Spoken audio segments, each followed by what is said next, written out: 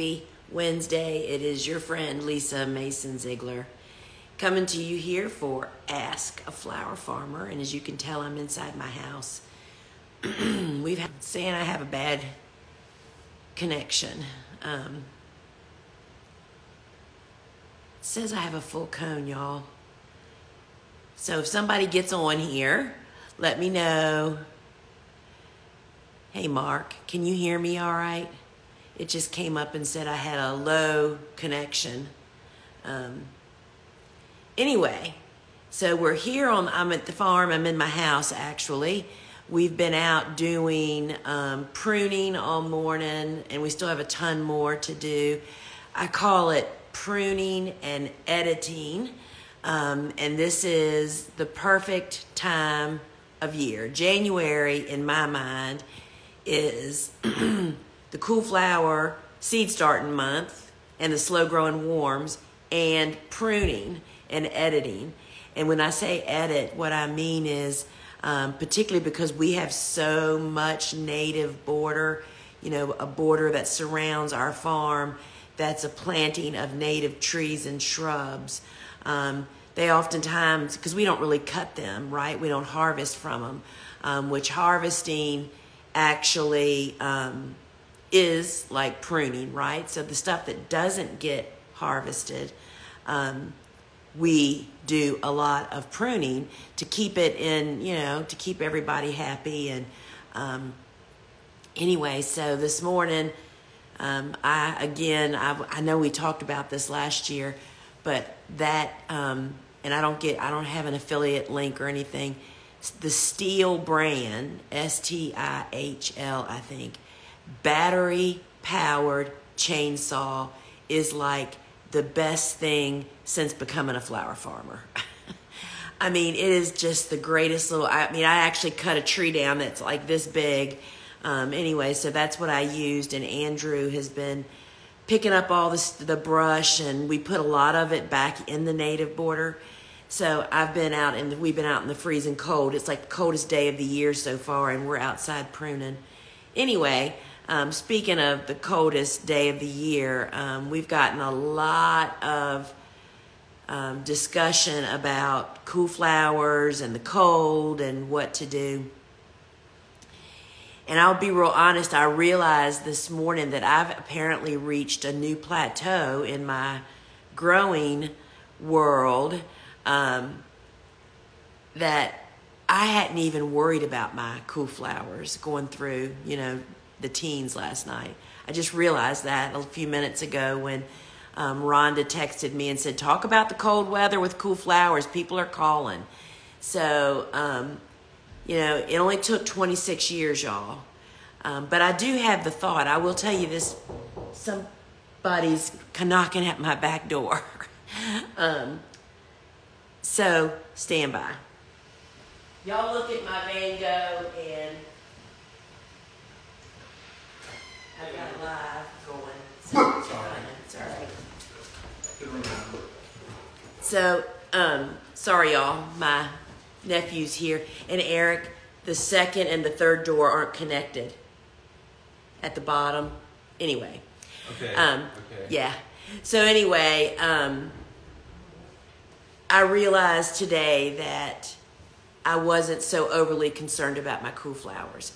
And so here's because it really depends on, you know, at this time of the year, if you live in a region like I do where you plant in the fall, and then you go through winter-like temperatures, the whole key to your cool flowers surviving this kind of weather and facing it is two things. One is you only planted stuff that's winter hardy in your winter hardiness zone, right? Which means they're supposed to be there. Eric, can I ask you to do me a really big favor? Yes. Can you run out to the building where Bobo is and ask her for my book? I forgot I was going to show it. Y'all, I have my book. Book coming up. Yeah, the author's copy. Anyway, today's a little unplanned. So if you fall planted, and it's now mid-January, that means that your transplants or your direct seeded stuff should be well established. And they should be able to face this cold. I mean, literally, if we went out there and looked under the covers, and mine are only covered to keep deer off, they're frozen popsicles. And I'll tell you something even better than that, is that I left trays of soil blocks of cool flowers sitting outside. I was just at a meeting late last night and just kind of forgot. And sweet peas, snapdragons, feverfew, some of those demo plants, and they came through like real champs, right? And the door's locked. I just unlocked it. Thank you. So even those cool flowers that weren't, I'm not recommending that you leave your transplant sitting outside when it goes down into the teens. I'm just saying that the cool season hardy annuals are so much tougher than what we give them credit for. We're the ones that are so very afraid. Now, if you planted late, or, there's those folks that live in the deep south that most often their ground does not freeze, which means that they can actually plant during the winter if they wanted to. If you've recently planted and now all of a sudden you're having this deep freeze flash, first off, well-hydrated plants face freezing weather better than dry, thirsty plants. So while you certainly can't water while it's frozen outside, I'm just saying there's not really much to do at this point if it's already frozen, but to prepare your plants to go into a cold flash like this. Like for us, we were 55 and 60 degrees, and then all of a sudden, you go deep, which is kind of classic.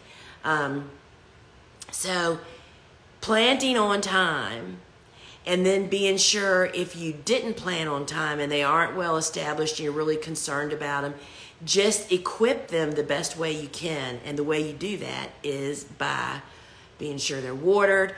We use row cover not so much for cold protection, although that 4 degrees that our lightweight row cover gives our plants is certainly a nice little bonus. And if, I have one bed that's got a double cover on it, because it's got some of those cool flowers that we don't know if they're winter hardy in our zone yet, or they're right on the edge and I don't want to risk anything, right? So I see we have questions now. But before we do that, y'all, I opened this on Instagram the other night. So the author gets a hard copy. What happens is the printer sends a small lot, like 30 books or something, to the publisher before the big shipment is done. And that's called and I get that. I get the author gets a hard copy, an advance author's copy, I think they actually call it. And so I got it. And y'all, I just cannot even tell you how absolute it's still going to be. And they've delayed the book. That mess, we just know that it's going to be at least delayed a couple of weeks with all the shipping woes that are going on right now. So that just means that we have more time for you to get, if you haven't already gotten it, all pre-orders of the book get the Cool Flower Zone Guide immediate download when you order. And that's only available the minute that the book is in stock and we stop pre-orders. That is going to something else that I'm using that for. So all pre-orders, and if you've already pre-ordered, just go look at your confirmation. The link should be right on there. And if not, just email the office. But y'all, the book is just really, really beautiful. Look at the back cover. It is so pretty. It is pretty dadgum amazing. So I have people coming out all over my house. Anyway, it's pretty exciting, and I can't wait for you guys to have it in your hands, but we have to be patient. As soon as we get it, we have thousands of pre-orders already, and we will be shipping those out. Yesterday we firmed up how they're going to be wrapped and how they're going to be sent. And so if you are, I just see that, how can you pre-order for shipping to the UK? So Amazon Canada and Amazon Europe definitely have the pre-orders up. I've gone in and actually shared that link. And because we're only offering that free bonus to folks that are pre-ordering, if you are an international friend and you pre-order the book internationally from Amazon, if you send a copy of your confirmation to the info@thegardenersworkshop.com, we will give you also the Cool Season, the Cool Flowers Zone Guide. And so we want you to have that also. All right, so I'm going to put this down now. So this is the only copy. And actually, I wanted to go through the book. I was going to highlight. I love highlighting books, y'all, and putting tabs on them. But I decided I can't start doing that yet. You know, those key pieces of information, you want a quick reference. So let's take a look at the questions. Do y'all see my Van Gogh print? I love that thing. Stevie gave me that 25 years ago, I think. All right, so I'm going to look the questions. So if you have a question, you need to post it down in the little bubble with the question mark below. That way I don't miss it going through the comments. And so if you're new here, what you soon learn is I can't answer all the questions. There's not enough time. And that you need to get here early and post your question early if you want me to answer it. All right, let's see. I bought your soil blocking mix. I mixed it, but the soil isn't staying together well. What did I do or not do, or did I do wrong? So if you mean our nutrient mix that you mix with your peat moss and compost, you know, it really depends. Did you follow the recipe? And if they're really falling apart, sometimes cocoa fiber, people can use that in place of peat moss. I find that cocoa fiber tends to be finer and may be falling apart. So that would be my first question is, are you following the recipe? Which if you don't have the recipe, it's always on our website. And it's peat moss or cocoa fiber, compost, and the nutrient mix. But we don't, if you bought our block, we haven't sold block and mix, gosh, for 1.5 years or 2 years. So try that. You know, looking at your recipe and going from there. But it's really about the ingredients. That's where it's at. Seed starting question. Do you use burlap on everything soil block? Does enough light get through it for things that need light? When do you take the burlap off? Very good questions. So in general, I don't use, y'all, I got to move away from this fire. Where I couldn't get warm earlier being from outside, now I'm burning up. Generally, the only time I don't use burlap is when it's a bigger seed, like sunflowers or calendula, or because typically we use the burlap when we're surface sowing seeds. You know, think snapdragons and basil and lettuce and celosias and those types of things. So we're just trying to trap some moisture, and all of those need light to germinate also. Sowing the seed firmly on the surface, meaning you seed it. You're not doing this sprinkle business. You're placing a seed on each block with your toothpick and seeding it. And then we put the burlap down. The burlap retains moisture. And yes, it does allow light to come through it. But I'll tell you something that I've learned through the years. While many seeds do actually, they benefit from the light component, what really, those seeds that they say sow on the surface, it's not just the light. They also really need oxygen. And so that's why sowing on the surface really, really is beneficial. So we use the burlap on surface sown stuff.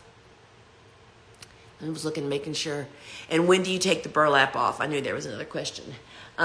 So when I see, you take your trays off the seedling heat mat when about 50% or so are showing signs of life, and then you move it to the grow light.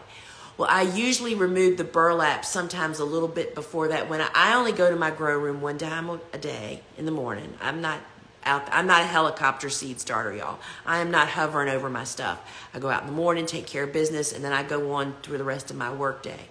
So I lift up the burlap, and if I see signs of cracking starting, sprouts or cracking seeds, I typically will take the burlap off, because what happens is if you leave it and a bunch of them sprout before you get back to it, they quickly pop right through that burlap, and when you take the burlap off, you rip your seedlings out. So that's when I take it off, is because when they first start to pop, it's the same theory that heat mats, how they work. That's why you take them off the heat when about 50% are sprouting. The heat has kind of done its job. It's warmed everybody up and said, wake up and sprout, embryo, right? Same thing, when I see life starting to happen on those trays, I take it off to prevent that from actually happening. All right, looking at the buttons, y'all. Is it a problem if soil blocks sort of melt together on the bottom from the watering process when it comes time to separate the blocks for planting? No, it's not a problem. You can just literally break them apart. But I will tell you that the quality of the mix that you use and the way that you water really dictates what the state of your blocks throughout the growing season, right? Or that growing time as transplants. So they, using the block and mix recipe, or a mix that is for soil blocking, and then watering, and there is actually on my website, thegardenersworkshop.com, go to resources, and under resources is a thing called All Things Soil Blocking. And there is a long list of stuff you can use there. I mean, stuff you can look at there, resources, videos. If you go to the videos, the very top video shows how I water, and that might help you. And so the way that you water also can help prevent that from happening. It's better, a picture's worth 1,000 words, right? Hi, I'm growing Lizzie from seed for the 4th year, but this year I have a greenhouse that is 70 to 85 during the day and 32 to 40 overnight. Would you leave them in the grow room? Yes, 100%. Part of why I buy plugs is we buy from big greenhouse growers that maintain steady temperatures in their greenhouses, which, as you have figured out, is not an easy thing to do. So if you have more stable, if your Lizzie babies go up to 85 degrees during the day, they're going to rosette and never bloom. They're going to grow. They're going to look great. That's the problem with Lizzianthus. People think it's hard to germinate. It's not hard to germinate. I can get it germinating in a darn week. It's the 12 weeks of growing and keeping it happy. I say that Lizzianthus holds a grudge. If it gets too overheated, that induces rosetting, and then they're going to rosette and never produce stems with blooms on them. Okay. So definitely I would leave it indoors for sure. I've been watching your videos and learned so much. Thank you. I used Coco Core compost in your nutrient mix. I bought the seed starting kit. I used your recipe. It just turned out really wet. You're a superstar. Thank you so much. You're funny. So yeah, if you made it too wet, that definitely would cause it to happen. You need to really experiment making your mix, and that's why we recommend following the recipe. I mean, even 26 years in, I'm still doing, 20 cups of mix at a time, so I know that I put about 7 cups of water with 20 cups of mix. And it helps me to figure out the water thing. It helps to prevent so much guessing and do more measuring. And particularly when you're making a lot, I want to go fast. So measuring, doing a 20 mix recipe at a time with the appropriate amount of water would be a great place to start.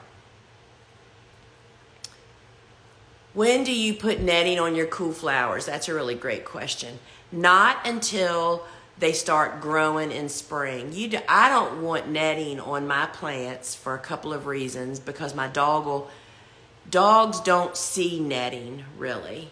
Dogs see plants as they start to grow up through it, and that's what keeps them from walking through the netting, as well as wildlife. So I don't want I want to put netting on right as the plants are just starting to hit the height where the netting goes. And I do that just because we're big wildlife people here, and we want to do everything we can to keep everybody safe, and people.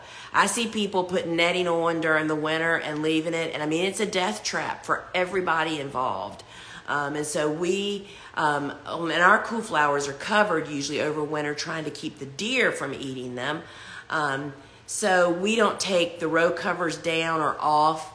And you can't net until that happens. So usually it's in spring as they're starting to come up, and it's easy for them to get away from you. But there's actually a picture of a bed of a big garden that in the new book that I can't find that picture, but saying that, I want to show y'all a picture.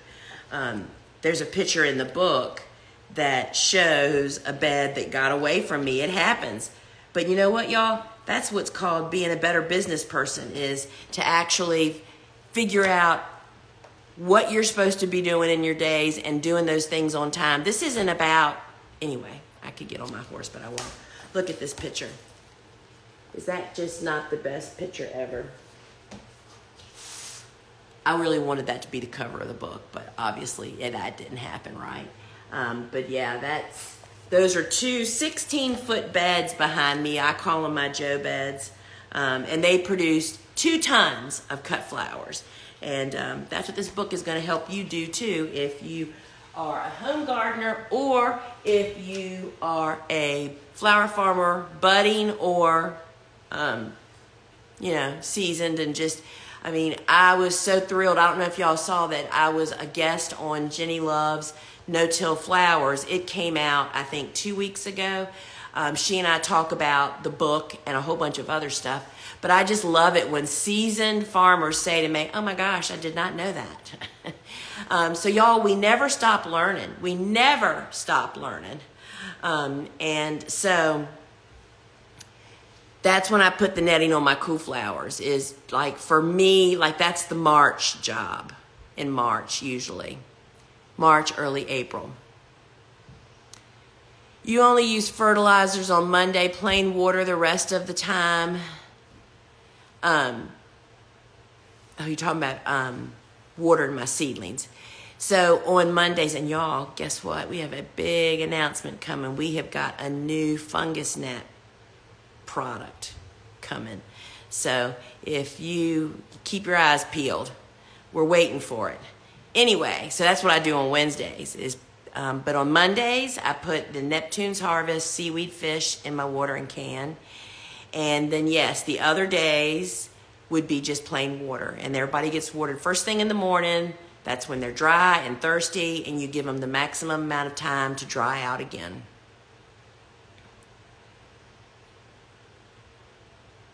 Is Nettie Hortonova? Yes. Hortonova, yes, is a brand, I think, actually. And you can find that on our website. If you comment here, shop, S-H-O-P, it'll DM you a link directly to our store. And we sell 20-foot pieces, 50-foot pieces, 328-foot pieces, and a roll of 3,280, whatever your pleasure is.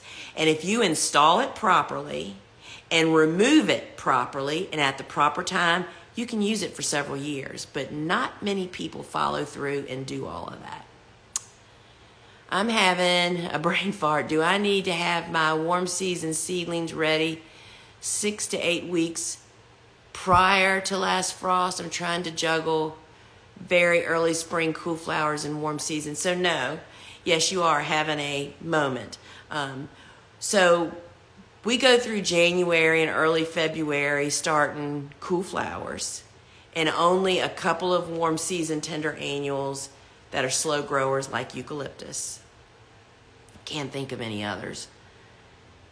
And then for the month of February, and actually the first week or so of March, we aren't really starting a whole lot of stuff. You know, maybe if we forgot something or whatever, but we don't start warm season stuff. So there's no real lapse, or there's no overlap here for us anyway. Y'all, wait a minute. I have to turn this fireplace down some because I am about to burn up.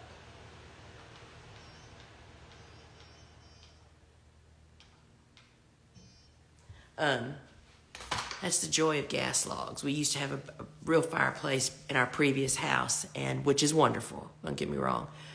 But having a button is pretty amazing when you're 63 and tired. So there really isn't any overlap.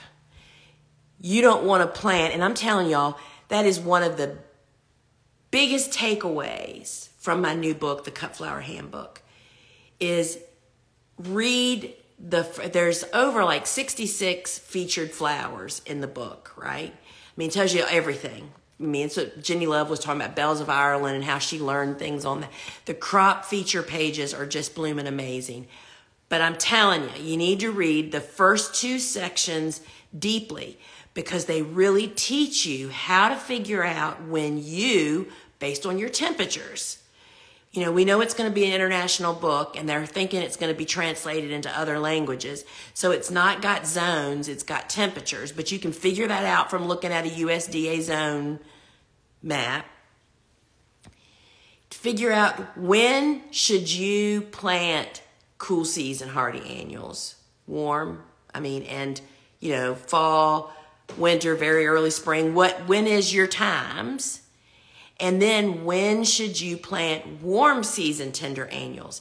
And we're talking about planting at optimal conditions. You know, I posted a reel yesterday. It's one of my favorite reels that I put together. I think I did it like last summer or something. I put it together. And everybody's saying, this is the best reel you've ever posted. You have to go and watch it. And it shows me showing a bunch of different flowers. And the comment that I'm hearing over and over is, how do you get those stems? How do you get so many flowers from such a small space? Y'all, it's about healthy transplants being planted at the proper time and not making them struggle after I plant. And that's what my new book's going to teach you how to do. And once you figure that out, it's like you can stop asking questions all the time about, when do I plant that? Because you're going to know when that family should be planted on your farm or in your garden, right? So y'all, pre-order books. That helps us so much. All right. I don't see your Nat solution on the website. Yes, the old product that we used to sell is not available to us to package anymore, but we have a new product coming.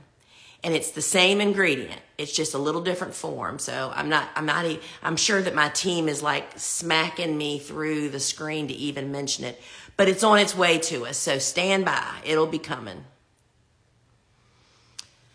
I love my Swift blocker, but find that it takes longer for the blocks to dry out than the 3/4 inch. I'm with you there, sister. I'm telling you, because I have totally set up my system that my 3/4 inch blocks are dry as a bone the next morning, but my Swift blockers aren't, which is part of what some people really want. Sorry, y'all, I'm about to melt down here. Can you tell? So you have to figure that out. And so for me, I still start the tiny seeds like snaps and celoseas and all those that are kind of a challenge to start sometimes. I still use the 3/4 inch blocker. And it's for that whole cycle that I know is very important to them. But yes, it definitely takes longer. So for me, that means I put the Swift blocker trays on the very top shelf in my grow room, because it's definitely warmer up there than it is on the bottom, and just doing those kinds of things. But good observation. I find the very same thing to be true. All right, so Mark, this is my last question. Mark, I saw your dill and I was very impressed. I started Buplurum and dill in the 128 plug trays. They're looking great. How do you water yours, top or bottom? So if you don't know about our little tip and trick of starting Bupleurum and dill, if you join, we have a private Facebook group. It's not as private as our student group, but we have a Facebook group. I shouldn't say private. It's called the Flower Farmer Show over on Facebook. And there is a video posted in there talking about how we start Bupleurum, and it works for dill, and it also works for Ammi-majus, I think. But I bottom water them, Mark, until their stems are because they're pretty flaky, as I'm sure you've figured that out. They're weak because they've been without light. So bottom watering is dead, just setting them in a tray of water, and letting them take that up from there. So, all right, friends, thanks for joining me today. Remember that Friday we have a show at 12 noon. Inside our app, if you don't have our app, just go to your app store, or you can actually comment app here. We'll DM you the link, or you can just go to your app store and search Gardener's Workshop. And we show a bunch of our dried flowers that we're starting now. And I'm just trying to think what we're doing. Seed starting, of course. So join us Friday, 12 noon Eastern time. And thanks for joining me here today, friends. And if you're enjoying our stuff, my content, please like and share. That's what really helps us with the platforms. And until we meet again, friends, ciao.